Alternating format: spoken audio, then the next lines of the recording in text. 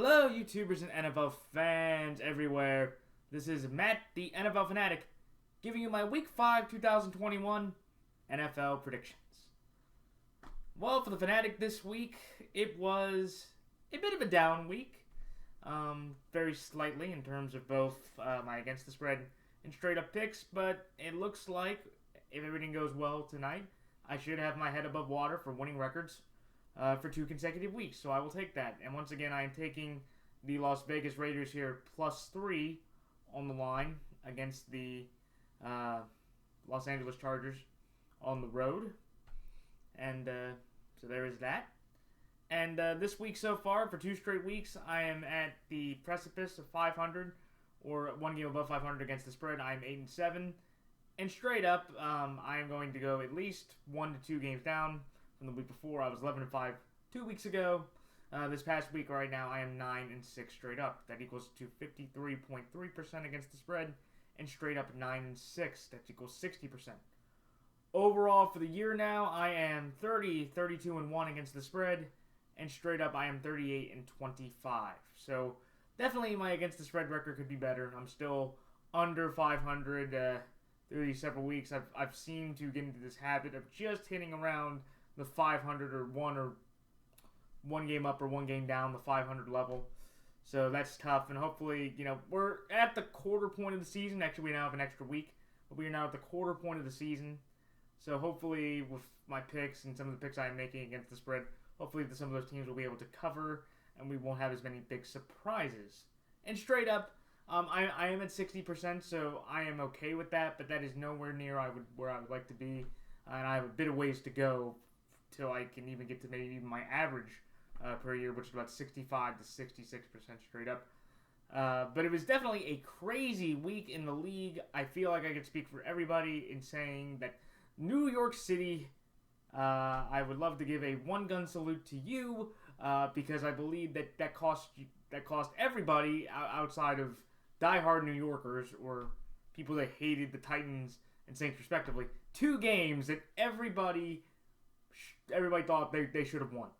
Like I'm doing an ESPN picking, and there was about 98% on the Titans and about 96% on the Saints. Though I will say that once I saw that Julio Jones and A.J. Brown were out, I was thinking about making a quick change and thinking about taking the Jets +6 because losing those 2 big weapons for Tennessee was massive. But Derrick Henry ended up having over 180 scrimmage yards.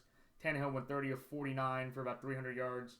And just at the end of the day, the Titans' defense, Bud Dupree might have helped a bit, but when the Titans' offensive line gives up about 5, or I think they sacked Tannehill 7 times, and Zach Wilson has his best day as a pro ever, and looks like that number 2 pick that they wanted. You're not going to win that kind of game. And for the Saints, there was a botched field goal, a 58-yarder, Taysom Hill throwing an interception right after, before he had that great 8-yard touchdown run where he knocked over 7 Giants, and just a lot of weird decisions. And Daniel Jones was able to make more big plays on the Saints defense compared to Jameis, who didn't have a bad game. He went 18 of 23 for about 200 yards and a touchdown. Alvin Kamara ran for over 100 yards himself. And that is just a brutal loss for the Saints, but a very good win for the Giants. You look at some of the other big outcomes around the league. I felt proud about my Indy pick. I told everybody last week I thought Carson Wentz was going to outplay Jacoby Brissett. He did. Carson didn't have a turnover, but Jacoby had 2 big turnovers, especially that one fumble late that got the Colts within the 20-yard line. And I feel for the Colts that after what everything happened in the division, they're kind of now right back on track, only a game behind the Titans. And with how the Titans are looking, and depending on the injury status of both Julio and AJ, they could be falling right into a good spot moving forward in the division. When I look at a game like Washington and Atlanta, I don't understand, I guess, how every week or how every year I fall into this Atlanta trap to where I just look at the games and I take Atlanta and they play pretty well for the most part. Cordell Patterson had 3 touchdowns overall. Matt Ryan threw for 4 overall. Calvin Ridley had a decent game. They got 2 missed extra points from Dustin Hopkins, and it took a crazy Taylor Heineke screen touchdown pass to J.D. McKissick to seal the game. The Falcons blew another one, and it just stuns me that the Falcons as good as they can play, have continually shown to be just like the Los Angeles Chokers back in previous years. They cannot find ways to close games and find new and bizarre ways to blow games. And then you look at some of the others, and I'll get into my picks quickly. The Packers beating the Steelers, pretty decisive all the way through. Aaron Rodgers threw for another 2 touchdowns. He is now tied with Dan Marino for 7th all time. I think the Packers are playing in a good clip. They got 2 big turnovers on the Steelers. But I also think just the Steelers' offense right now is not very good. They missed Chase Claypool. Eric Ebron and Freiermuth couldn't really do anything. And Ben just looks like a washed quarterback at this point. I honestly feel like depending on how the season goes for the Steelers, they're not going to win the division, I think, at all. Because I think the Bengals, the Ravens, and the Browns have shown to be better teams. I just think it's going to be a point to where are they going to sit Ben and let Wayne Haskins try to see what they have in him. He's the 3rd string quarterback right now, but I just feel like if the Steelers keep playing at this level, they're going to have a losing season and just kind of at a point where they're just trying to end the year and let Ben have some rest before he retires, I believe, at the end of the season. And then you have, of course, the big Bucks-Pats game that was on last night. Tom Brady returned to Foxborough, played a okay game. I thought Mac Jones, personally, outplayed Tom Brady in a lot of ways. Mac Jones did a lot of Tom Brady-type throwing, a lot of Tom Brady-type, consistent small passes. They could not run the ball, though. New England only ran the ball 8 times for -1 yards. That's the first time in franchise history that they ran for under 0 yards. And I didn't even think that was possible, to have a negative total in terms of rushing. Very opposite in the fact with the Ravens tying the 74-77 Steelers with 43 straight games with 100+ yards rushing themselves. But I'll talk about that later. But you look at the Pats offense, though, it was consistent, and it was Nick Folk. I would have gone for it on the 4th and 3 call. The secondary was banged up with Tampa. They didn't have Antoine Winfield. Carlton Davis went down. Richard Sherman was looking like a 35-year-old that just came off the street. And they had Pierre Desir out there who's on his 8th team. I would have had my luck. Because Mac Jones at one point had completed 19 straight passes, which broke Tom Brady and broke Russell Wilson and Mike Lennon's record for most consecutive passes completed by a rookie. So I would have taken that shot. But hey, 56-yard field goal, doink off the left upright, and the Bucks win 19-17. So Tom Brady now is the 4th quarterback to beat all 32 NFL teams. The only other ones are Brett Favre, Peyton Manning, and Drew Brees. So congratulations to that. And speaking of Drew Brees, Tom Brady also broke Drew Brees' career passing yardage record at 80,560 yards. Now Tom Brady, just as he's been, for several years, for at least, I guess, the last, since he won the Super Bowl, the greatest quarterback to do it all time, just continues to elevate and put the standard at a spot that I don't think no other quarterback will reach. And those are my quick thoughts, and I'll talk about the other games as well when I get through my picks. But now it is time for my picks.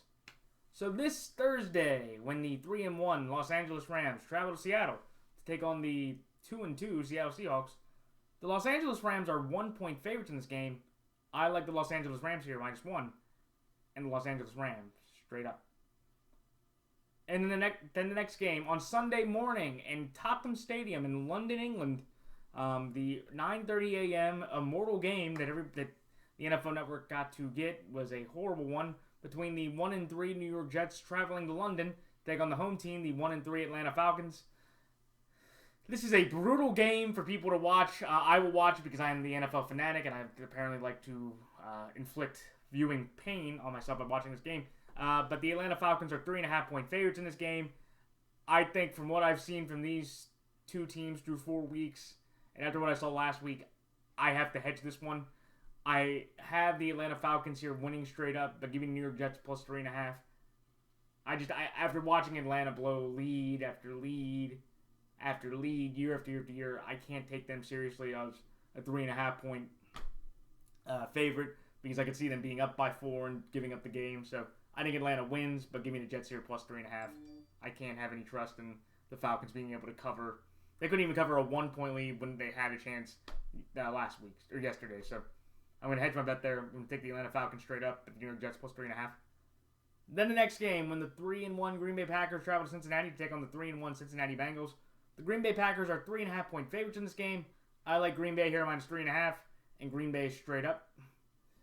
Then the next game, when the 0-4 Detroit Lions travel to Minnesota to take on the 1-3 Minnesota Vikings. The Minnesota Vikings are 8-point favorites in this game. Give me the Minnesota Vikings here, -8, and the Minnesota Vikings straight up.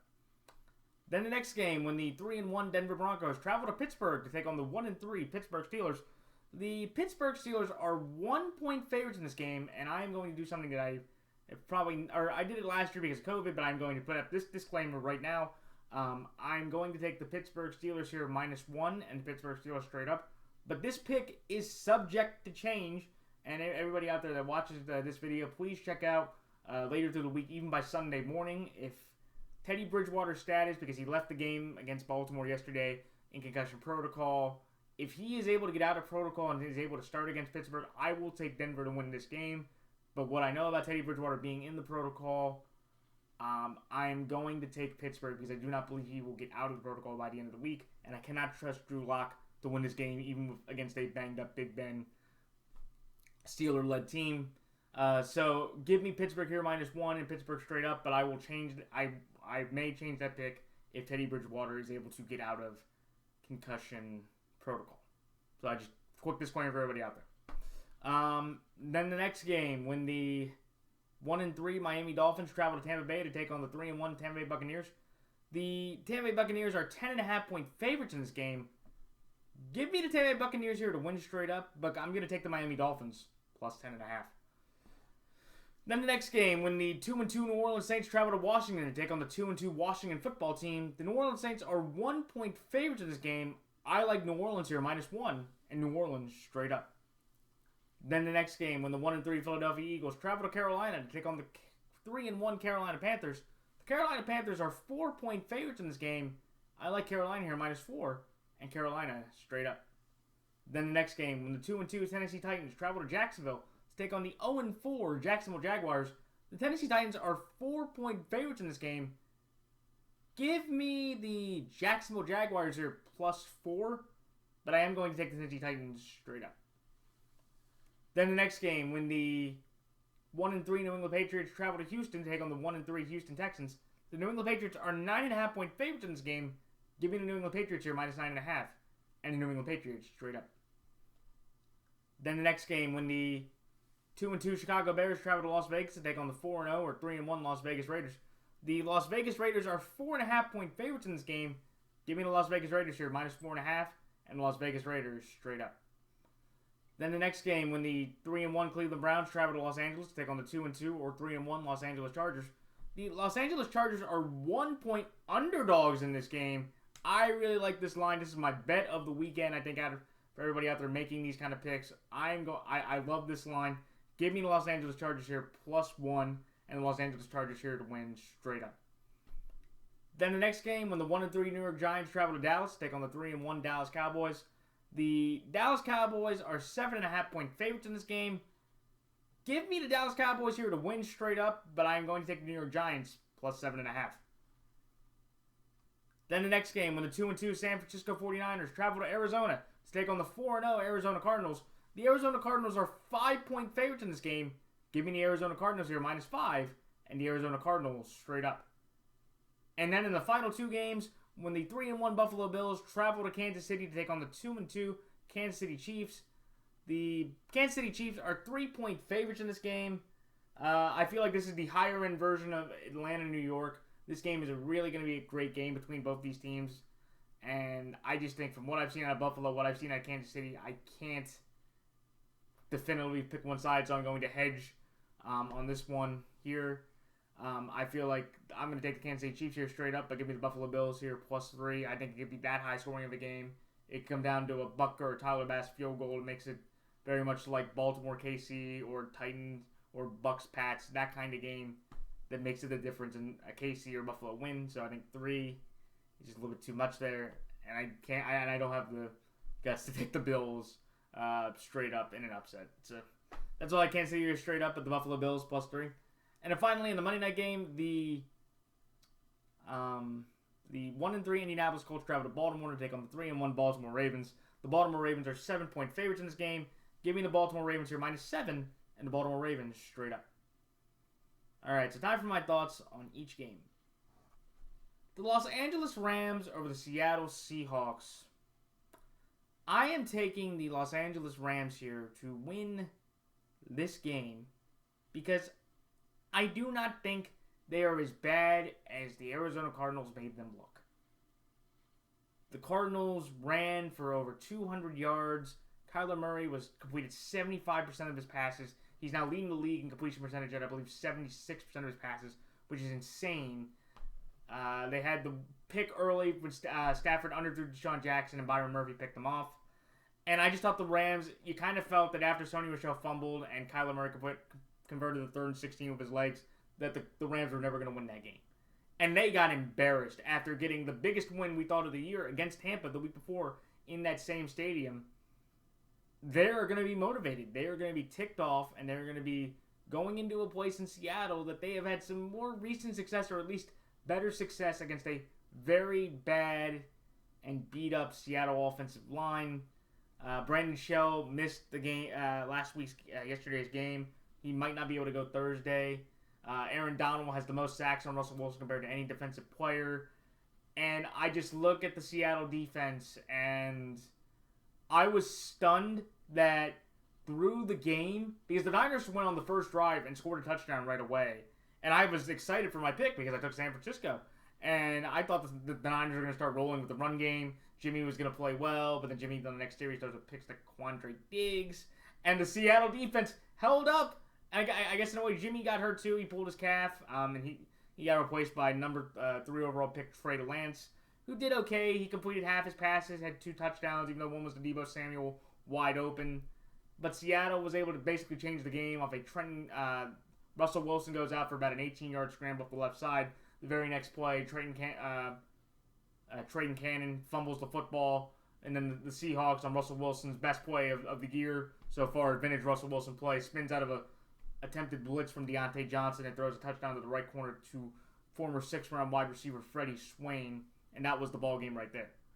Do I think Seattle has a chance? Yes, because I think Seattle, look, they understand kind of the moment here. This could basically elevate their season to basically say we have a shot against the Cardinals to maybe beat them. I don't think they're better than them, but at least, the Cardinals are playing the Niners. The Cardinals just played the Rams. The Seahawks could say we could be the best shot in beating Arizona, and then putting themselves right in one of the top wildcard spots with wins over the Niners and Rams back in 4 days.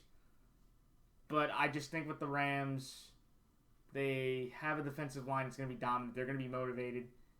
And I'm going to trust Stafford to play better. Stafford missed some throws. Stafford had a tough interception. Darrell Henderson ran okay. And I trust the Rams' whole unit together more than I do Seattle, which I thought, played well, surprised me, and I made the mistake of trusting Jimmy Garoppolo in a close game. And Russell will play well. He has the highest winning percentage in primetime football in NFL history, so that is going against me. But I feel like the way they played their last home game, having a 15-point lead blown, I don't think it's going to be that lopsided for Seattle, where they're going to blow it. I think the Rams just go in there. They're motivated. They have more talent. They have more defensive pieces. And I think the Rams get a nice bounce-back win to put them firm in that top wildcard spot. And the Seahawks kind of now cratering on, are they a playoff team or not, especially depending on how you look at the NFC. So that's like the Los Angeles Rams here, -1, and the Los Angeles Rams straight up. The next game, the Atlanta Falcons over the New York Jets. This is one to where I was torn in this one because, again, I have to give the New York Jets a tremendous amount of credit. They got 6 or 7 sacks on Ryan Tannehill. Corey Davis had 4 receptions for over 100 yards and a touchdown. Keelan Cole made a nice big reception for about 50 yards, which gave the Jets their first lead of the entire year. And Zach Wilson played his best game. I think he had the best game out of all the rookies that played on Thursday and in the weekend. But I just look at Atlanta and go, I can't trust the Jets to copy that. And let's be honest, I know for the Titans, you could say, well, that shouldn't have mattered, but it kind of does. Julio Jones and A.J. Brown weren't there. And the Titans really could not throw the ball that well outside of people, like Anthony Ferguson, Chester Rogers, all these, no-name, third-string, fourth-string, clueless receivers. They had Cameron Batson was the one that caught the game-tying touchdown. Who the heck is Cameron Batson? But So I think the Jets, they got lucky. Again, kudos to them. Hey, they played a Titans team that nobody, thought. Again, busted a lot of survivor pools. I just don't think they can copy it against Atlanta. Because I feel like, again, there's no home cooking or home uncooking this time. It's in London. It's a neutral site game. I remember the Falcons the last time they played the Lions. I think that was the last time they were in London. They lost. The Jets the last time they were in London, I think they lost as well. It was a pretty bad beating. And I'm just going to take Matt Ryan to beat Zach Wilson. I just feel like, again, like Atlanta has shown in spurts to have more, well, maybe not. Like they've had bad games, but Atlanta has shown to be less effective throughout the season compared to the Jets. The Jets have two really bad clunkers, and they have a win over a Titan team after Bullock misses a 49-yard field goal, and they played the Panthers to 5, but after what you saw against Dallas, how good are the Panthers? To be fair, and I'm going to take Matt Ryan to beat Zach Wilson. Both running games are kind of non-existent. They both have one very good receiver, kind of around the same level. I think Calvin's a little better than Corey, though Corey is having the more finer year. Pitts is going to be a big problem for the Jets, especially with Marcus May not playing in this game. And I think Matt Ryan and the Falcons get a win off another offensive kind of field goal, kind of close game. Would I be surprised if the Falcons lost this game? Not at all. It would be the ultimate Falcon thing to do to lose to the Jets and Washington in back-to-back weeks and get to 1-4 and just go, wow, you have Matt Ryan, Cordero Patterson, and running a receiving role, Calvin Ridley, and you still can't win, even with some of the money you paid on defense to guys like Grady Jarrett, Deion Jones, and Dante Fowler. Oh, yeah, by the way, Deion Jones, how's that money going for you? You missed the game-saving tackle on J.D. McKissick, you bum. Sorry, there's a little angry out there. But it should be it's a good game in terms of pure play. Both teams are bad, so the game's not going to mean anything for both teams, I think, in the long run. But I think a negative times a negative is a positive, so I tell anybody out there, watch this game. I think it'll be more entertaining than people are going to give credit for. So that's why I like Atlanta here to win straight up and giving the New York Jets plus 3.5. The next game, the Green Bay Packers over the Cincinnati Bengals. I am taking the Green Bay Packers to win this football game because I feel like the Packers, they've gained a stride in the last few weeks. They blew out the Lions, even though, again, the Lions are the worst team in football right now after what they did in Chicago, but I'll get to them in a second. And they played against Pittsburgh. They got two big turnovers. Kiki and Rashawn Gray and Kenny Clark recovered a fumble. Randall Cobb had two nice touchdowns. I know the Pittsburgh defense, though, actually did a pretty good job. Robert Tonyan, their big tight end, only had about 2 receptions for about 10 yards, so they shut him down. Devontae Adams had a quiet game of 60-plus yards.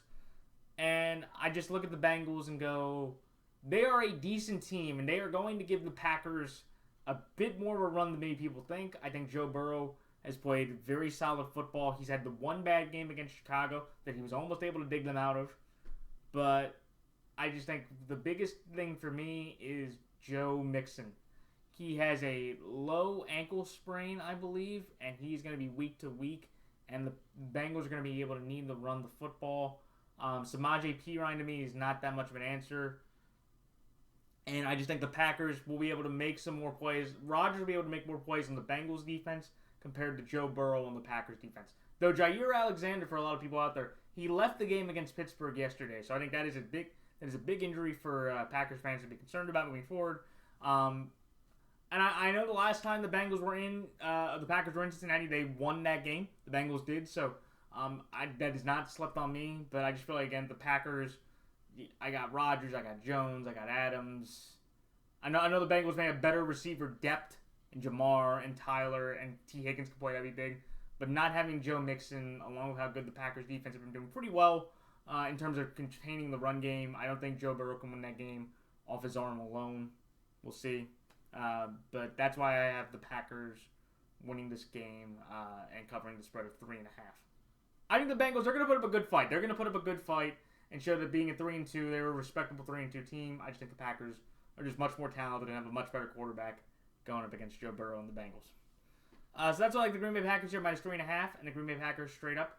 The next game, the Minnesota Vikings over the Detroit Lions. That game yesterday between the Browns and the Vikings was one of the shockers of the day. In the sense of that, I thought both these teams were going to be equally competitive. But if you were to tell me that the Vikings and Browns were going to combine to score 21 points combined, I would have laughed. Because I thought, okay, look, I know Jarvis isn't there, but you have Baker Mayfield and Odell and Anthony Schwartz and Austin Hooper and Joku and you have Odell and you have Kareem and Nick. And Nick Chubb did run for 100 yards. Kareem Hunt did score the big screen pass touchdown. And the Vikings, who had put up, 30 or 24, 33, 30, they had put up 25 or 24 more points in every one of their games this year. And they were held to 7 points with really no big injury. Adam Thielen was non-existent. Dalvin Cook had an okay game. Justin Jefferson had the one touchdown early, but that was the difference. And the Vikings defense showed up really well against a, decent Cleveland offensive line. One of their, I think it's, Jedrick Wills, he's playing basically on one leg, so that's a tough sell for them.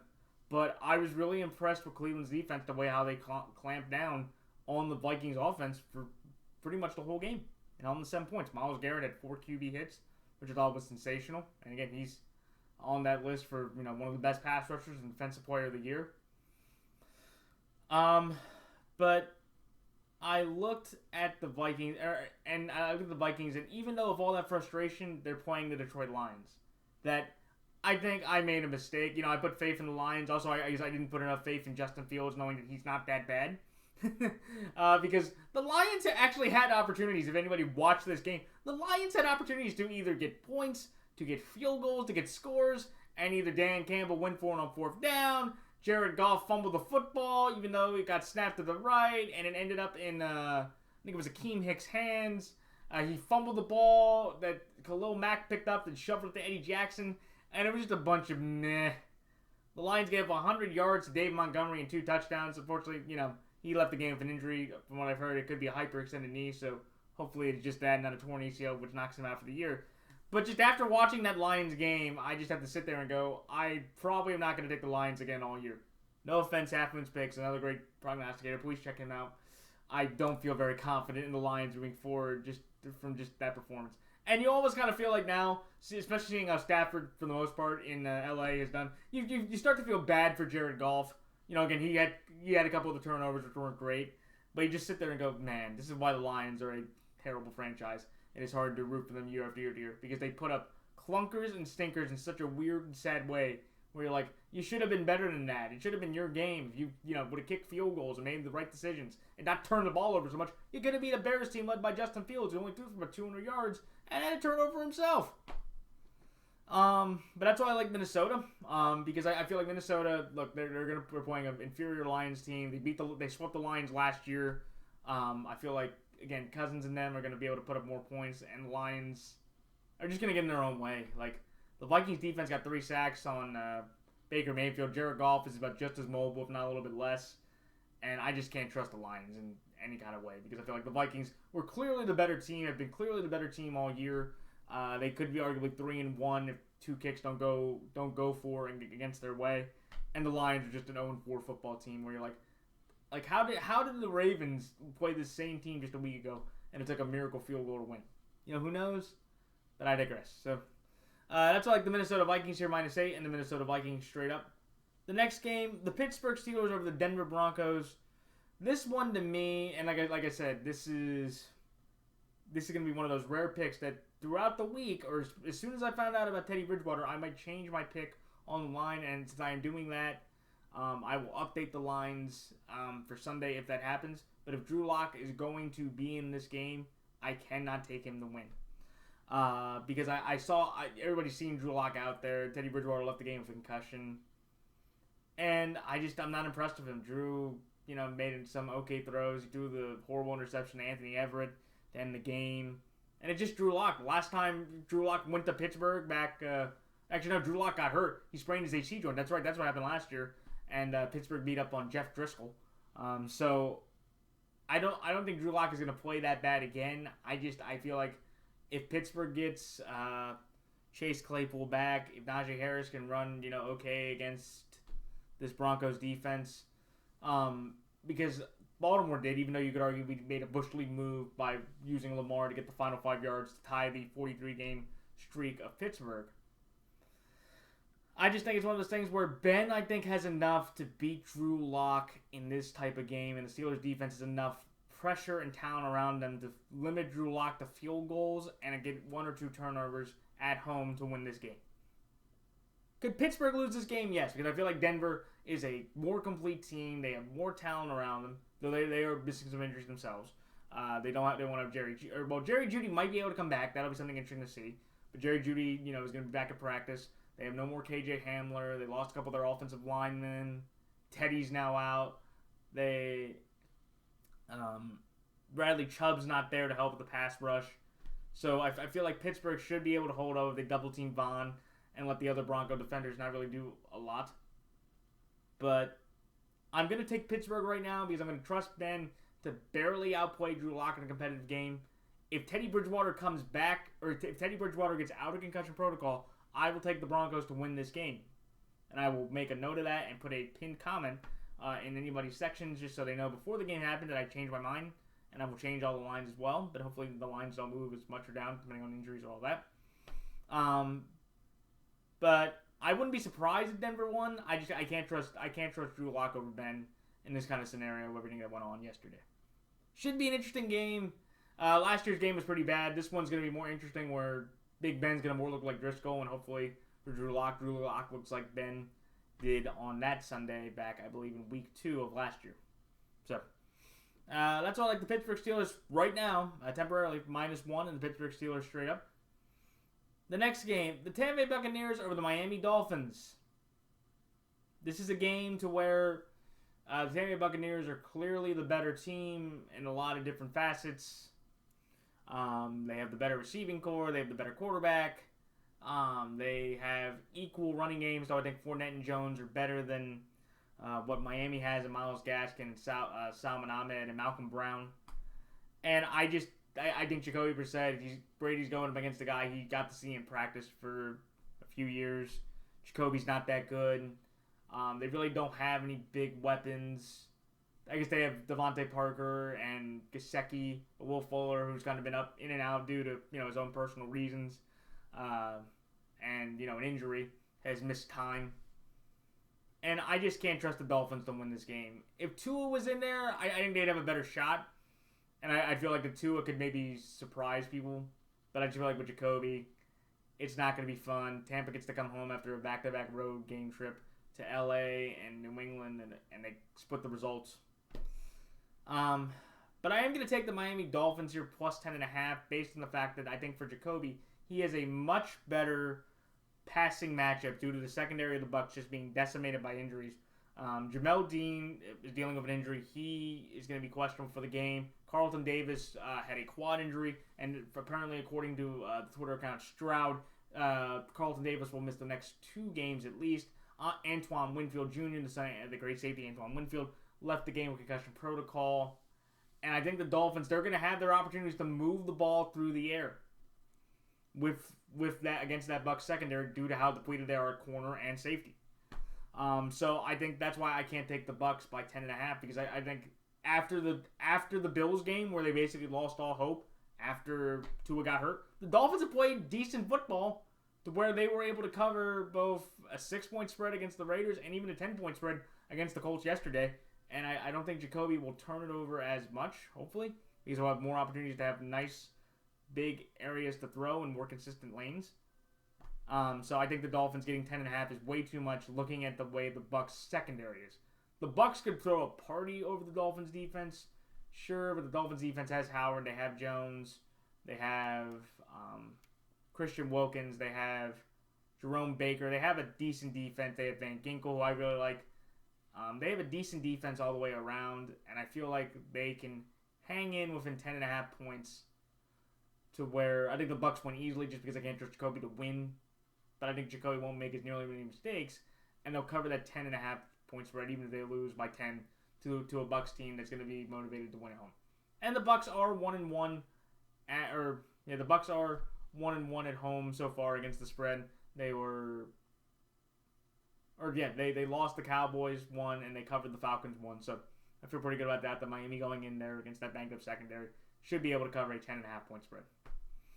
So that's like the Tampa Bay Buccaneers here to win straight up with the Miami Dolphins plus 10.5. The next game, the New Orleans Saints over the Washington Football Team. This is one to where I am taking the New Orleans Saints basically on the fact of the Washington Football Team's injuries. That's the biggest reason why I'm taking them. is because you look at the Saints in Washington, and they're about the same. That like Jameis and Heineke, Taylor Heineke, I'll have to shut up. I made a lot of fun of him last week after getting blown out by the Bills, but after what I saw against Atlanta, it was Atlanta's defense, mind you, but I saw enough out of him. He went 22 with 33, outplayed Matt Ryan, had 3 big touchdown passes. I also want to congratulate DeAndre Carter, the special teamer, getting his first career touchdown off a 101-yard kick return, which basically kept the Washington football team in the game till the final end. And I like the Washington defense. I thought they did a good job, for the most part, limiting Atlanta on the ground and New Orleans. I think they're going to have a tough time with Kamara, but I feel like they can limit him to a sense where he's not going to get 100-plus yards on the ground like he did yesterday. But at the end of the day, the big reason why I'm taking the Saints to win this game is due to the Washington football team's injuries. Brandon Scherff, I have just seen, has sprained his MCL, so he's going to be out 2 to 3 weeks. He's their best offensive lineman. John Bostic might have suffered a significant pec injury, so he may be out for the year. And Logan Thomas pulled his hamstring, and he's going to be a week-to-week basis moving forward. And I just think with those kind of 3 big weapons, one on the offensive line, one on the receiving core, and the other on the middle of their defense, I think the Saints will find a way to win this game. And also, I just have confidence in the fact that it's going to be college on college crime, buddy against buddy. Marshawn Lattimore and Terry McLaurin, former Ohio State teammates. I think Marshawn Lattimore limits Terry McLaurin not have over 100 yards and 2 touchdowns. And I feel like the Saints win this game off another efficient Jameis game. And if any other reason why I'm taking the Saints is usually when the Saints play bad the one week, the next week they play pretty well. And I'll trust Jameis to kind of have that a nice, efficient role. If Jameis goes into the typical Jameis or Carolina Jameis, the Washington football team will win this game. I'm not expecting that to happen. But to be surprised if Washington wins, I don't think people should. It's only a 1-point spread. But I'm going to take the fact that Washington's injuries are going to hurt them, and the Saints have a better secondary to limit the one key weapon that Washington has right now, which is Terry McLaurin. And that all combines together for a victory for the Saints to get to 3-2 above 500 through 5 weeks. Should be an interesting game. It's going to be in Washington, so, very close environment, and the Washington football team feels pretty good. They're clearly second in the NFC East, and I think they feel like they can, go up against Washington and play them well with Heineke. But at the end of the day, I'll take Jameis making fewer mistakes and Washington injuries catching up to them in order to lose this game in a very interesting game up at FedEx Field. So that's why I like the New Orleans Saints -1 and the New Orleans Saints straight up. Next game, the Carolina Panthers over the Philadelphia Eagles. I am taking the Carolina Panthers here to win this game because I just look at the Eagles and go, they had a pretty good offensive showing, 30 whole points. Jalen threw for 400 yards, had 3 touchdowns, had the 1 turnover late that Chris Jones stupidly coughed up and moved forward. And I thought they made Kenneth Gainwell had a nice game in terms of catching the football. But I just look at the Panthers and go, they got dominated by the Cowboys for the most part. They ran for over 200 yards, I believe. Zeke Elliott had 143 himself. He had a touchdown. Dak Prescott threw for another 4 touchdowns. Trayvon Diggs had another 2 interceptions. That means he has 5 in 4 games. He is my defensive player of the year. He's been playing that well on the defensive side of the ball for a Dallas defense, which looks a lot better than I actually thought they were going to be. And I just think, again, with Carolina, I think Chuba Hubbard will have a better game against the Eagles defense. Miles Sanders ran for a good 100 yards. Zeke and Tony Pollard were able to run the ball pretty well. And I just feel like with Chuba Hubbard, he'll have a nice bounce-back game against a competitive Eagle team that's a bit worse than people will give them just based on their performances. And I'm just going to trust Sam Darnold to outplay Jalen Hurts in this type of game where it's a close game. Could the Eagles win this game? Sure. I feel like Carolina, the way they were getting dominated, you kind of felt like, yeah, they're like Denver and that team that they were 3-0, but nobody could take them seriously. And they were getting into garbage time late into the third quarter. The Panthers were just able to score his last couple touchdowns because I felt like the Cowboys backed off, and Sam Darnold, who is their best runner right now, was able to make some plays with his feet and his arm that kind of extended drives that drained the clock and helped the scoreboard but didn't help the outcome. So that's why I like the Carolina Panthers here, -4, and the Carolina Panthers straight up. The next game, the Tennessee Titans over the Jacksonville Jaguars. I'm going to take the Tennessee Titans here to win this game because I think Julio and AJ, one of them should be back, and that should be enough. If they are both not back, I might take the. I'm probably still going to take the Titans, but I'm going to keep the Jaguars +4 because I feel like Derrick Henry should be able to outrun James Robinson and Mike Vrabel and Urban Meyer. The Jags, you can argue that from week 1 to week 4 have improved steadily and incrementally by the game. They went from getting blown out by the Texans to putting up a 10-point loss to Denver to having to lead against Arizona in the third quarter to blowing a 14-point lead last Thursday night. So I think you are seeing that improvement, and the Titans just look really washed and kind of like deflated defensively. They missed Bud Dupree. Jack Rabbit looks old. They missed Caleb Farley. Christian Fulton's their best secondary guy. Kevin Byard was on a 5-year extension, looks average or below average now, and looks incredibly overpaid. But I can't take them against Jacksonville. Jacksonville lost its second best, you could argue their best offensive receiving weapon, DJ Chark. Like I said, he had a big knee injury, and he's going to be out indefinitely. James Robinson had, just put 2 good games back to back, with a couple touchdowns. I thought Jamal Agnew had made a nice catch, and Laviska Shenault had a nice 50-yard completion for Trevor Lawrence. And they used Trevor Lawrence's running ability, which I thought was really good and impressive to see Trevor's game evolve in a good way. But I'll take the Titans because I feel like Julio or AJ should be back, and I just feel like I can't trust the Jags in late game scenarios. Urban looked lost. Urban basically turned the game off the 4th and 1 call that they should have gone for the field goal to go up 17 instead of trying to go up 21, because 17 and 21 to me in that situation does not make that much of a difference. So I'll take the Titans because I think they'll rely on Derrick Henry, and I think Tannehill outplays Lawrence a bit, and they get and the Titans get 1 or 2 extra defensive stops that they couldn't get last week against Zach Wilson, because I think Trevor throws more turnover-prone balls compared to Zach at this moment. And I just think the Jags don't have the receiving core that the Titans do in the sense of like any big-time receiver or any decent receiver, maybe outside of Shenault at this point, with Chark being out. So I'm going to take the Jags +4 because I saw the Titans defense, and if Julio and AJ don't play, they could be very much in the same position again, where they could drop 2 straight games against rookie quarterbacks in heartbreaking fashion. But I think also I just think the Titans could play close around the vest enough anyway, and I just think the Jags are going to continue to improve. So that 4 points, I'm willing to bet on the Jags because I just feel like it's going to be that kind of game where maybe the Jags, after 4 weeks of gradual improvement, get the victory they need. But I just don't think it comes against Titans team who has been pretty dominant against the Jags over the last several years. So that's why I like to take the Tennessee Titans here straight up with the Jacksonville Jaguars +4. The next game, the New England Patriots over the Houston Texans. I am taking the New England Patriots to win this game based on the fact that the Houston Texans are the worst, or to me, the second worst team in football. Tyrod Taylor being out, I thought was going to be a problem, but I didn't think it was going to be that glaring and that eyesore of a problem to where Davis Mills only completes 87 yards passing, has 4 turnovers, and they get shut out 40-0. They've scored a grand total of 6 points in their last 2 games. That's 3 points a game. And this is Belichick going up against the rookie quarterback. Everybody knew what he did against Zach Wilson back in week 2. Imagine what he'll do against Davis Mills, who's already thrown, 4 interceptions, against the Bills secondary, which I think New England's secondary is better.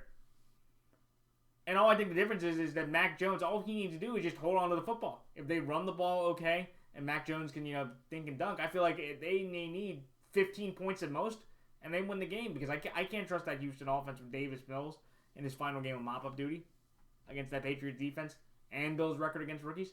No way. And they'll have the motivation from last year when they had Cam going into Houston, and they lost that game off a close one. Actually, the Texans have won the last 2 games against the Patriots over the last 3 years. And hopefully Bill used that in motivation, but that team from 2019 to this team now are 2 completely different teams. And look, I guess it was 17 points for Buffalo, and they won by 40. So I think covering 9.5 for a Patriots team that's pretty motivated. Again, they may not score a lot, but I feel like they'll be able to clamp down on the Texans' offense much better compared to the Texans' defense trying to stop Mac Jones and his precision, dink and dunk, consistent, accurate, small passes. Should be able to win this game in a good way. Davis Mills, who knows if he could be better or not, but just from what I've seen over the past 2 weeks, he definitely, depending on what happens, is either going to get cut by the team or be in the definitive backup role, depending on whoever they decide they put the quarterback down in Houston. So that's like the New England Patriots here, -9.5, and the New England Patriots straight up. The next game, the Las Vegas Raiders over the Chicago Bears.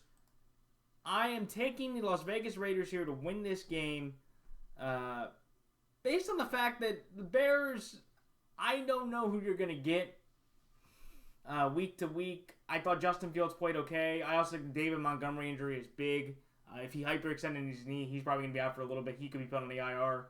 And I don't trust Damian Williams to be able to run the ball effectively against the Raider defense, which has played better and a bit more consistent over the past few weeks. I think the biggest thing is they've also been able to get a pass rush. And Justin Fields, he may be able to get out of some sacks, but if that Raiders pass rush at home goes after that Bears offensive line, I think Matt Nagy gave the play calling duty, I believe, to Bill Lazor, who was calling the plays, and Bill Lazor seemed like he knew much better how to use Justin Fields. But at the end of the day, I just feel like the Raiders, they're at home in this type of environment. They beat the Bears last time back in 2019, back in England, off a crazy finish with Trubisky back in 2019. And I feel like the Raiders just have looked better and more consistent in terms of Derek Carr. They could have Josh Jacobs back, which would be huge. Darren Waller will be a matchup problem for the Bears defense. And I just trust Derek Carr being able to make some better throws against the Bears defense compared to Justin Fields against the Raiders defense. Because you have Trayvon Mullen, you have Jonathan Abram, you have Mooring, who's one of the corners there. You have, trying to think of the other, Casey Hayward, who's there. You have Max Crosby, DJ Perryman, you have KJ Wright. You have a decent front seven of great, solid guys, I think, for this Bears offense. Fields' first test on the road, even if it's Andy Dalton, it's going to be a tough time to go into the black hole with that Raider team, especially if they win tonight, realizing where they are moving forward to stop the momentum in Vegas in a tough game. So that's why I like the Las Vegas Raiders here, -4.5, and the Las Vegas Raiders straight up. The next game, the Los Angeles Chargers over the Cleveland Browns. I am taking the Los Angeles Chargers here because I believe Justin Herbert will outplay Baker Mayfield in this game, no matter what happens. Well, I guess depending on what happens tonight, if Herbert goes down, obviously that will change everything. But I feel like Justin Herbert and the Chargers, if they are all healthy, are a better pure team than the Cleveland Browns. Last week I took the Browns because over the Vikings because I trusted Baker over Kirk, and I thought the Browns defense was going to be better than Seattle's, and that showed there. I don't think in this one, I don't think the Chargers have more talent to compete against the Browns, which I think will be the challenging part. And I just can't trust Baker with Asante Samuel, with Chris Harris, with Derwin, with Kenneth Murray's injury. That's going to be big, and let's see how big of an impact that has in the game tonight. I did believe he broke his foot, and he will be out indefinitely. And I just feel like, again, the Chargers and Browns, the Chargers, I think, beat the Browns last time they played. And I really like how Herbert's been playing. And I think if the Chargers lose this game against the Raiders, they're going to be desperate to play a Browns team that is kind of in a dogfight with the Bengals and the Ravens, respectively, for top of the AFC North. I just think Justin Herbert, with the talent he has, how the offensive line's banged up for Cleveland. They didn't have Greg Newsome the other day, so that's definitely going to help the Charger receiving core move out and extend. I think the Chargers are going to be the better football team in a tight one against the Browns, to where Herbert makes one more play than Baker, and that gives the Chargers the win. So that's why I like the Los Angeles Chargers here, +1 of the Los Angeles Chargers straight up. The next game, the Dallas Cowboys over the New York Giants. I am taking the Dallas Cowboys here based on the fact that the Giants are not a bad team again, but it's just one of those things to where, like, you can't be living on the edge week after week after week with these close games where you're, missing field goals, jumping off sides. And, you could argue the Cowboys, for the most part, the first 2 weeks, they were kind of in those same games. 31-29, Ryan Succop kicks a game winner. And then it's Greg Zuerlein in week 2, a 56-yarder that gets the game winner for the Cowboys. But they got a decisive, they blew out basically the Eagles, and they got a decisive win over the Panthers. It was an 8-point game, but the Cowboys were just kind of rolling. And I just look at I just look at the Cowboys defense going up against Daniel Jones, and I'm worried about it. The Cowboys defensive front will get to Daniel. I think Daniel Jones can make some moves with his legs. I feel like Saquon and Zeke kind of cancel each other out, and Tony Pollard's better than whoever they have as their second running back in New York. I think the Cowboys defense, Trayvon Diggs should do a decent job against Kenny Galladay. And I think the Giants, they've really been able to use Evan Ingram or Kyle Rudolph that much. And I feel like Daniel Jones will have 1 or 2 turnovers in this game. The Cowboys have forced at least 2 turnovers in every game this year. And I think if you're giving Dak and that offense more opportunities, especially when they run, and by the way, when they run Zeke over 20 times, they are 13-5 as a squad. So that has been the formula. I think the Cowboys' offensive line should be able to push through the Giants' defense, especially with Blake Martinez going down, along with some other Giant defenders. So I think the Cowboys should win. And also, the Cowboys are going to be angry from last year, Week 17. They lose to the Giants in kind of a weird 2016 fashion to where Mike McCarthy doesn't challenge a clear drop that gives the Giants a 50-yard field goal from Gano that basically ices the game. And so I think the Cowboys should win. The Cowboys are at home, and the last time... Also, it's a big motivating day for Dak Prescott. Let me explain. It'll be 364 days to the day where Dak Prescott, back in Week 5 last year, got hurt he tore his ACL, he had the season-ending injury on the field, so getting to play that same team in that building basically a year later should be a motivating factor to give the Cowboys their 4th straight win. I think it'll be their first 4-game winning streak since 2016 or maybe 2018, who knows, one of those 2 years. I think the Cowboys are for real. I don't think they're better than the Cardinals or the Rams, but once you get into that Packers, Seahawks territory, they're right in that mix below the Cardinals and Rams. And even the Bucks, I'll say that too. But I'm going to take the Cowboys.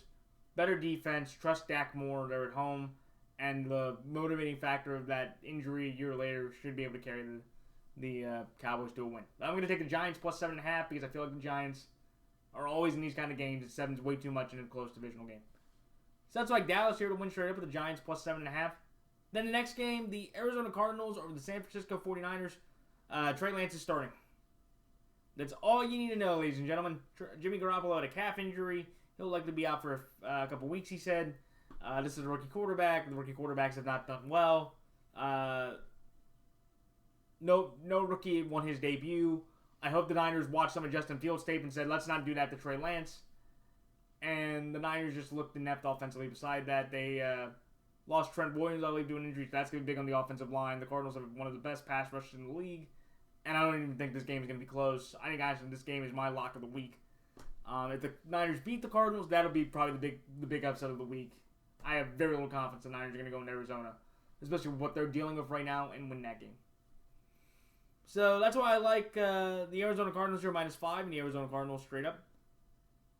And then the final 2 games, the Kansas City Chiefs over the Buffalo Bills. This is one to where I wanted to take the Buffalo Bills here. I knew their defense has been dominant. They put up 2 shutouts in 3 games. They put up 75, 116 to 21 over the last 3 games. They have a much better defense, have been more consistent. But if you watch that Bills game, there were stretches where the Bills on 4 consecutive drives got 4 field goals. So, they were kind of chipping away, and they covered the spread by, 23. So, congratulations.